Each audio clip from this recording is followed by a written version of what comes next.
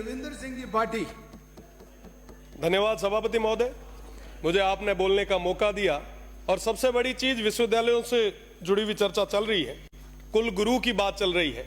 गुरुर ब्रह्मा गुरुर विष्णु गुरुर देवो महेश्वराय गुरुर साक्षात परब्रह्म तमसे श्री से गुरुवे नमः। गुरु की जब बात करते हैं तो अपने आप में बहुत बड़ी एक छवि होती है। कुल गुरु की चर्चा चल रही है, कुलपति की जगह हम कुल गुरु का नाम ले आ रहे हैं। मैं स्वागत करता हूं आपका, आप ले आए, बहुत बढ़िया काम कर रहे हैं। मेरे से पहले माननीय भरतपुर से आने वाले सदस्य ने कई सारी चीजें कही। सही बात है कि साहब यूजीसी आपको वैलिड करेगी नहीं करेगी, क्या पता कल के समय में कुलगुरु कहीं पे साइन करते हैं, वो डिग्री अगर कैंसिल हो गई तो क्या होगा। हमारे यहां से कोई ग्रेजुएट करके कोई फॉरेन जा रहा है और वहां पे सब देखता है कि साहब वाइस चांसलर के सिग्नेचर ही नहीं है, तो उसको 4-4 बार धक्के खाने पड़ेंगे। आप इसके लिए कुछ ना कुछ एक ठोस चीज ले आए, मेरा तो यही निवेदन है। क्योंकि गुरु की बात है तो मैं उनके सामने या उसके विषय में आपके खिलाफ तो नहीं बोलूंगा, और गुरुओं की तो इज्जत हमेशा हम करते ही आए। गुरु गोविंद दोनों खड़े काके लागू पाए, बलिहारी गुरु आपने गोविंद दियो बताए।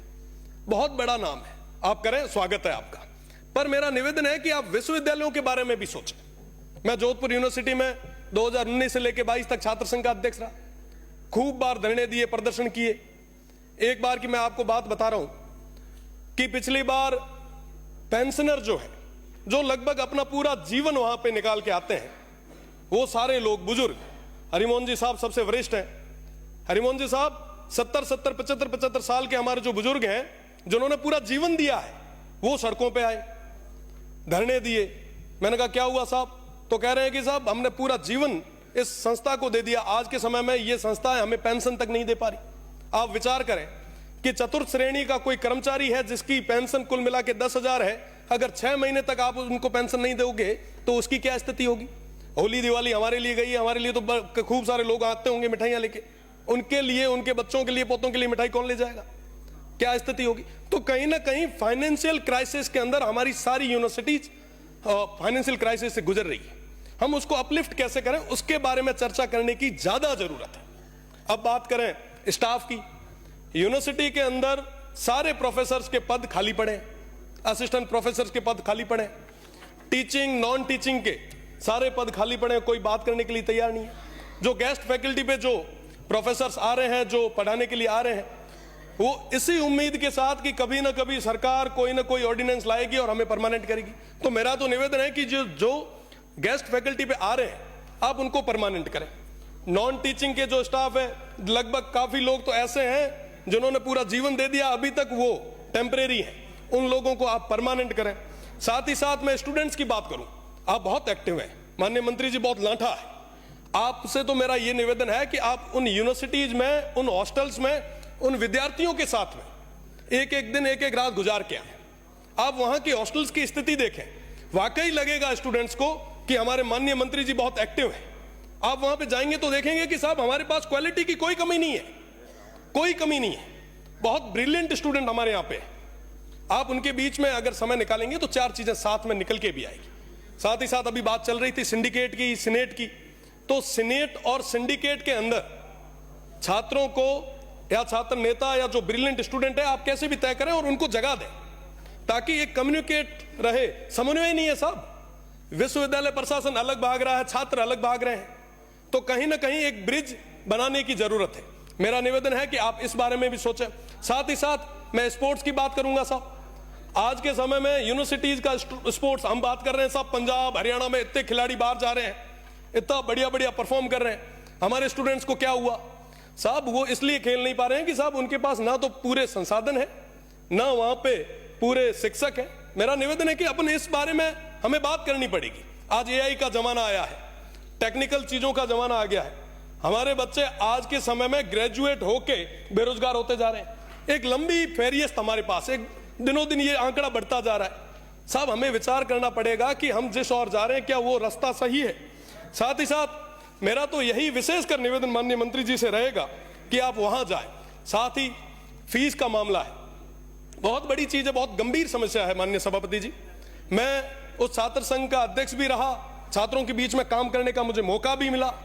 वेस्टर्न राजस्थान की सबसे बड़ी यूनिवर्सिटी थी, मैं वहां देखता था कि साहब ग्रामीण परिवेश से जो आने वाला विद्यार्थी है वो अपनी ग्रेजुएशन के साथ साथ तैयारी भी करता है। कई सारे हमारे भाई ऐसे हैं जो कहीं ना कहीं काम भी कर रहे हैं, पार्ट टाइम जॉब भी कर रहे हैं। आप उन पे फीस बहुत ज्यादा तरीके से बर्डन डाल रहे हैं। आप विचार करें कि पिछले 2 साल पहले मैं एक बार देख रहा था, अखबार देख रहा था, उसमें लिखा हुआ आया कि साहब 4 गुना हमने फीस बढ़ा दी। इस तरीके से अगर हम फीस लाते गए तो साहब ग्रामीण परिवेश से आने वाला वो विद्यार्थी है वो कहां जाएगा, वो कैसे तैयारी करेगा? तो कहीं ना कहीं उनके हितों के बारे में भी सोचने की जरूरत है। साथ ही साथ क्लासेज वगैरह की अगर मैं बात करूं, लगभग सभी विश्वविद्यालय से निकल के आए हैं। हमारे मनीष भाई हंस रहे हैं, तो मनीष भाई आप देखते होंगे कि कहीं पे भी क्लासेज पूरे तरीके से नहीं लग रही। आज हमारे स्टूडेंट्स जो है वो परेशान हो रहे हैं। अगर बात करें प्रोफेसर से तो कहते हैं कि साहब स्टूडेंट नहीं आ रहे, स्टूडेंट कहते हैं कि साहब प्रोफेसर नहीं आ रहे। तो ये जो सिस्टम है इसको सही करने की जरूरत है। और मैं दावे के साथ कह रहा हूं कि अगर हमने समय रहते इस सिस्टम को सही नहीं किया तो कोलैप्स हो जाएगा ये सिस्टम। आज के समय में हम यहाँ पे जितने भी सदस्य बैठे हैं, कई सारे हमारे जो वरिष्ठ सदस्य हैं वो छात्र संघ से जीत के आए हैं और निश्चित रूप से छात्र संघ चुनाव जो है वो बहुत ज्यादा जरूरी। मैं सभापति महोदय आपके माध्यम से सरकार का ध्यान आकर्षित करना चाहूंगा, अगर छात्र संघ चुनाव नहीं होते तो पश्चिमी क्षेत्र के, पश्चिमी राजस्थान के उस रेगिस्तानी क्षेत्र से निकल के मेरा जैसा एक जो मध्यम परिवार से आने वाला विद्यार्थी है वो यहाँ पे नहीं बैठ पाता। तो निश्चित रूप से आप लोग भी सारे लगभग हम एक लोअर मीडियम फैमिली से आते हैं।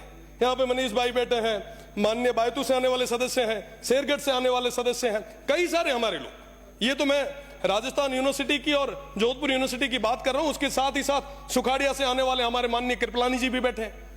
तो निश्चित रूप से ये छात्र संघ चुनाव होंगे तो नए युवाओं को राजनीति में आने का एक मौका मिलेगा। और निश्चित रूप से अगर आपको लग रहा है कि साहब चुनाव सही नहीं हो रहे तो आप उसके ऊपर कहीं ना कहीं 4 नियम ज्यादा लगाएं, लॉ एंड ऑर्डर को मेंटेन करने के लिए फोर्स ज्यादा लगाएं, पर छात्र संघ चुनाव कराएं ताकि नए युवाओं को आगे आने का मौका मिले।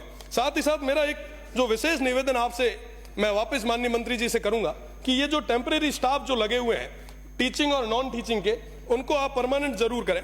नई एक्टिविटीज को बढ़ाने के लिए हम प्रयास करें। वहां पे कैरियर काउंसलिंग की बहुत ज्यादा जरूरत है। आज के समय में कोई भी कैंपस के अंदर कैरियर काउंसलिंग के लिए नहीं आ रहा। विद्यार्थी हैं, ग्रेजुएशन कर लेते हैं, ग्रेजुएशन होने के बाद में कहीं ना कहीं दर दर की ठोकरें खाने पे मजबूर हो रहे हैं। अगर आप ये चीजें करवाएंगे तो निश्चित रूप से हमारे युवाओं को एक नई जगह मिलेगी।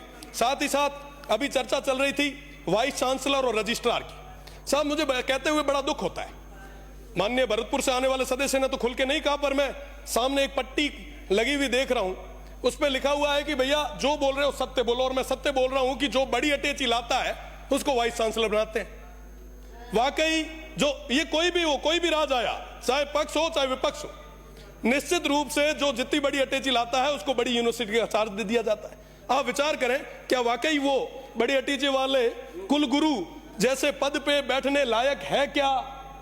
आप साहब बात करें रजिस्ट्रार की, कुलपति की, साहब ये तमाम लोग जो हैं इनको तो विश्वविद्यालय में अपना टेन्योर निकालना है। कुलपति का टेन्योर 3 साल का होता है, वो बड़ी अटैची दे के आते हैं, उनको तो ये लगता है कि साहब 3 साल में कैसे वापस इकट्ठा करें और जाएं।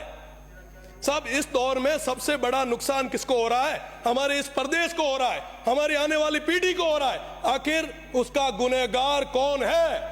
अगर हमारे युवाओं और हमारी इस शिक्षा नीति को पूरी तरीके से खत्म किया जा रहा है तो इसका गुनहगार कौन? गुनहगार हम लोग यहां पे बैठे हुए 200 के 200।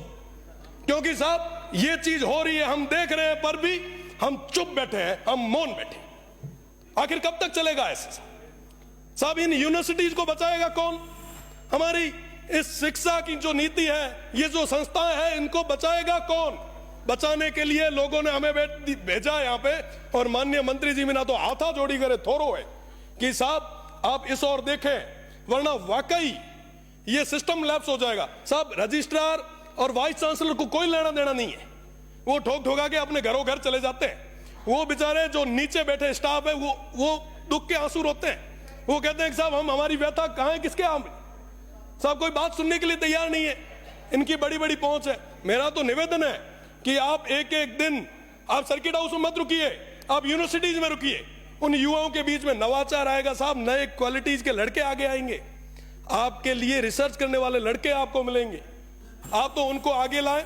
निश्चित रूप से आप जो आज कुल गुरु का जो कर रहे हैं, मैं आपको धन्यवाद देता हूं, पर कुल गुरु के साथ साथ यूनिवर्सिटी को अपलिफ्ट कैसे करें उसके लिए भी बात करें। हमारी कॉलेजेस के अंदर आज के समय में ज्यादातर प्रोफेसर्स के पद जो है वो खाली पड़े, आप उनको भरे। साहब घना बेरोजगार आ रही, बहुत बड़ी गातो नहीं मीना, बड़ा हुआ ना, अपलिफ्ट करो। बहुत बहुत धन्यवाद। जय हिंद, जय भारत।